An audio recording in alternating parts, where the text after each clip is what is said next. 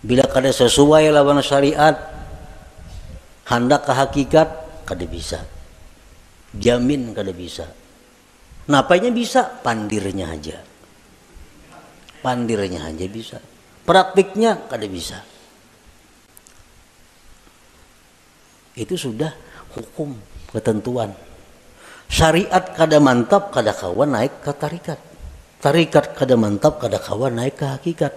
Nah, jadi fokus kita ini adalah membaguskan dahulu syariat kita. Kayak apa membaguskan syariat? Tobat. Nang ketujuh menggibah, tobat. Nang ketujuh riba, tobat. Nang ketujuh memakai pakaian haram, tobat. Imbah kita tobat itu perlu diteliti, perlu dipikirkan, tobatku ini diterima juga kah, kada kah? Selama kita belum ada ketentuan tobat ini diterima atau kada diterima, hati kita masih kada nyaman, hati kita masih kada tentram, karena belum ada kepastian tobat atau kada tobat. Takwa kemudian, ibadah, sembahyang, puasa, segala macam. Takwa, istiqamah terus menerus seperti itu. Bila tiga macam ini kawa, nah ayo ya naik kita ke amal apa? Ke amal tarikat. Kita wajib mengusahakan syaratul kabul. Kita wajib mengusahakan syarat diterima tobat kita, diterima takwa kita, diterima istiqamah kita. Itu kita wajib mengusahakan persyaratannya supaya ini diterima oleh Allah. Sembahyang contohnya. Kayak apa sembahyang itu supaya diterima oleh Allah? Ada syarat-syaratnya.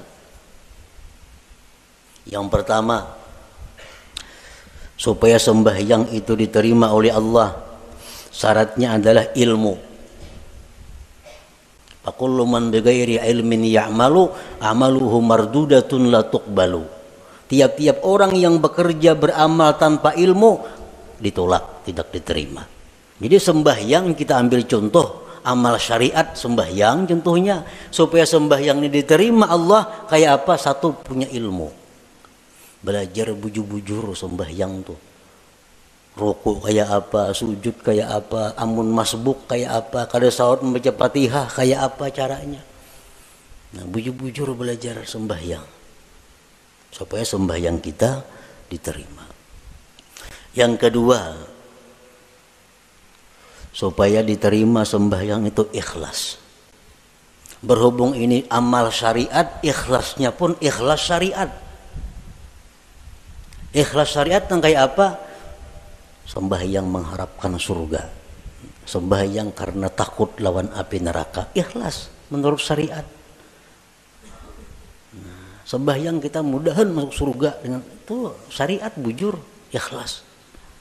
Kenapa sembahyang? Takutan kalau pindah ke neraka mati, itu ikhlas dalam syariat. Jangan ada tujuan lain sembahyang. Contoh, kita ambil contoh sembahyang supaya dipuji orang, supaya dihormati orang, dimuliakan orang. Jangan ada sedikit pun dalam hati demikian. Ikhlas. Yang ketiga, syaratnya diterima itu sembahyang atau amal-amal ibadah lainnya, muwafaqatus syurut wal arkan wal adab. Sembahyang kita ini sesuai syarat. Penuhi syarat-syaratnya apa? Rukun-rukunnya apa? Adabnya apa? Orang hendak sembahyang mesti berwudu, suci daripada hadas najis, menutup aurat, menghadap kiblat, masuk waktu. Nah, penuhi. Bersihin najis, sucikan hadas dengan wudu, tutup aurat, tunggu waktu sembahyang, bila masuk hanyar sembahyang. Nah, itu syaratnya sudah biris. Syaratnya biris, rukunnya, rukun sembahyang. Rukuk kayak apa, bacaan Fatihahnya kayak apa, sujudnya kayak apa, sesuaikan dengan aturan. Embah itu pulang adab. Walaupun sembahyang ini syaratnya cukup, rukun cukup, tapi kada beadab, itu bisa kada diterima.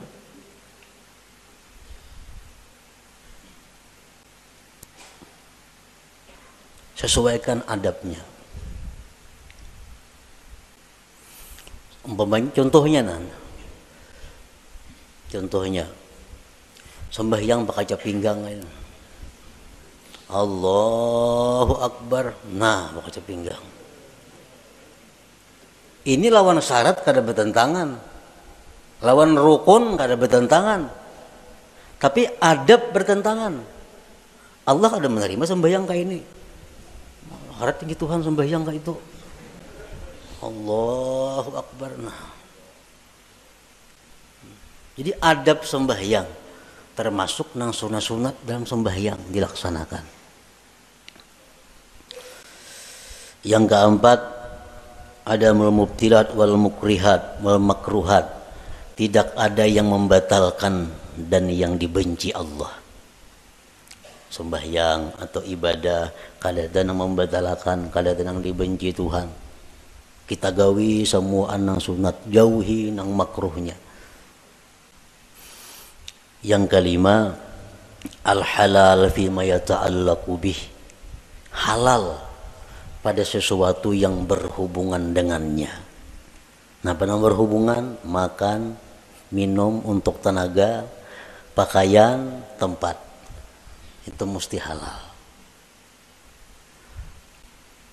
Rasulullah bersabda,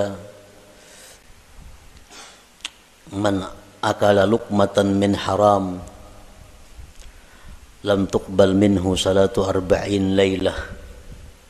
Orang yang makan satu suap daripada makanan yang haram tidak diterima sembahyang 40 malam. Sasuap tuh kita makan nang haram 40 malam sembahyang kita ditolak Allah. Sepiring berapa suap?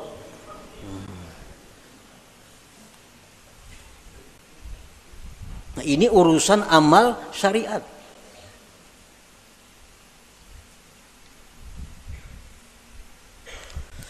Pakaian kita mesti halal. Rasulullah SAW bersabda, man ishtara sauban bi ashri darahim bi samanihi dirhamun haram lam yaqbalillah salatahu ma dama alaihi minhu syai. Barang siapa nukar pakaian 10 dirham, 1 dirham ada yang haram, kada Allah terima sembahyangnya selama itu masih ada. Nah, jadi kalau amal syariat ini kita biriskan dan kita usahakan syarat diterima oleh Allah, nah hanya kita melangkah ke amal hak tarikah, hanya ke amal tarikah. Para muhibbin rahimakumullah, Imam Ahmad ibnu Athaillah tadi mengatakan, termasuk tanda orang yang berpegang dengan amal, kurangnya berharap kepada Allah ketika terjadi maksiat pada dirinya.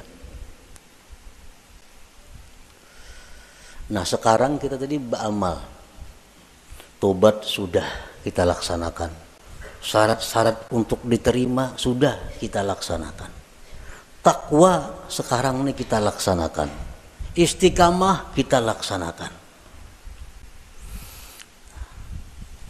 Jangan sekali-kali kita berpegang, kita condong, kita gembira dengan tobat, takwa, dan istiqamah itu. Jangan sekali-kali kita berpegang, jangan sekali-kali kita bersandar, jangan merasa gembira dengan tobat, takwa, dan istiqamah tadi. Kenapa sebabnya? Karena takwa, tobat, istiqamah itu bagian amal syariat tuh, itu kada akan bisa memasukkan kita ke dalam surga. Kada perlu kita gembira dengan itu. Lalu apa nang kita gembirakan? Nang kita banggakan, nang kita gembirakan itu adalah rahmat Allah nang datang kepada kita sehingga kita bisa tobat, bisa takwa, bisa istiqamah. Nah, rahmat Allahnya ini nang kita gembirakan, bukan takwanya. Nah, bila kita menggembirakan dengan takwa yang kita lakukan, ngarannya berpegang dengan amal. Bila orang berpegang lawan amal itu, lawan Tuhan turun naik. Bila banyak maksiat, asa jauh lawan Tuhan. Bila berbuat taat, asa parak lawan Tuhan. Padahal Tuhan tuh ada berjauh berparak sebenarnya. Nah, di situ kelemahan tauhid kita. Kenapa kita bila berbuat maksiat, asa jauh lawan Tuhan? Berbuat taat, asa parak lawan Tuhan. Karena kita berpegang lawan amal. Jika kita berpegang dengan rahmat Allah, apapun keadaan kita selalu dekat dengan Allah.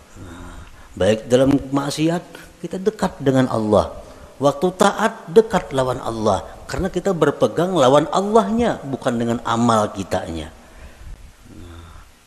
Nah, ini min alamatil i'timad 'alal amal nuqsanur raja inda wujudi zalal. Rasulullah SAW bersabda, la yadkhula ahadukumul jannah bi amalihi. Seseorang kamu, ujar Nabi, selamanya tidak akan bisa masuk surga dengan amalnya. Nah, buat apa kita berpegang lawan amal? Buat apa kita gembira dengan tobat, gembira dengan takwa, gembira dengan sembahyang? Nah, apa gembira akan? Itu kadang membawa ke surga, ujar Nabi kita. Qalu wala anta ya Rasulullah, qala wala ana. Aku pun ya Nabi, amalku kada bisa masukkan aku ke surga.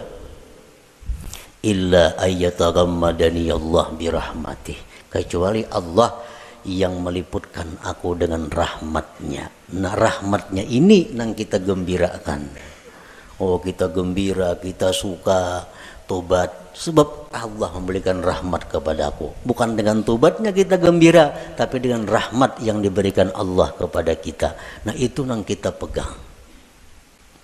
Bila kita memegang rahmat Allah, kita kada akan berubah dengan Allah dalam keadaan taat atau dalam keadaan maksiat. Nah, inilah inti daripada yang dimaksud dalam hikmah yang pertama Imam Ahmad Ibnu Athaillah, min alamatil i'timad 'alal amal nuqsanur raja inda wujudiz zalal. Tanda orang yang berpegang dengan amal, kurang berharap, rasa jauh bila mana dia maksiat kepada Allah, padahal kada boleh itu. Jadi kita dalam taat dekat dengan Tuhan. Kita waktu maksiat pun jangan merasa jauh lawan Tuhan, tetap dekat dengan Tuhan. Karena maksiat taat itu adalah bagian daripada amal. Amal kada perlu kita pegang. Yang kita pegang adalah Allah, rahmatnya dan anugerahnya.